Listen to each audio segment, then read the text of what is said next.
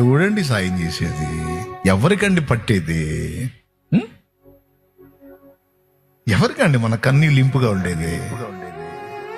ఎవరికండి మన కన్నీళ్లు చూసి గుండె గదిలేది?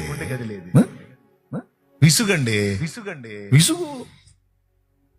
ఇప్పుడు ఆడి దగ్గరకు వచ్చి అన్నోరు ముప్పిపోతే, అరే పాప ఆయన బాగు చేస్తాడు కదా, బాగు చేసేవాడు నీకు పోగొట్టుకున్నాడు దరిద్రుడరే, కళ్ళు కనపడలేదు పాప నీకు, అయ్యో పాప అని పరిగెత్తాలా?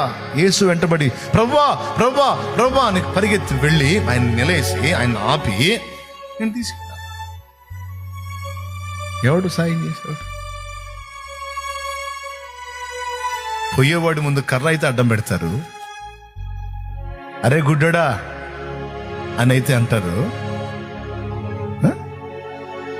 ఆ రోడ్డు మీద తడవలు ఆడుకుంటా పోతుంటే ఆ పశువుల్లో ఏవో ఎదురుగా వచ్చి తగులుతూ ఉంటే ఆడు కింద పడితే పడ్డాడు అని నవ్వుకుని ఎగతాళి చేస్తారు. ఆడి గుంట ఏదో మెరకేదో అర్థం కాక ఆ తడవలు ఆడుతా తడుపోయి గుంటలో పడితే అరే ఇడు గుడ్డోడు పడ్డాడు ఎగతాళి చేస్తారు. అరే కనికరం వాడికి రా నాయన. ఎప్పుడా నువ్వు ఏడిస్తే కొంతమందికి విసుగు తమ్ముడు, నువ్వు ఏడిస్తే కొంతమందికి చీదరమ్మా, నువ్వు ఏడిస్తే కొంతమందికి ఇబ్బంది.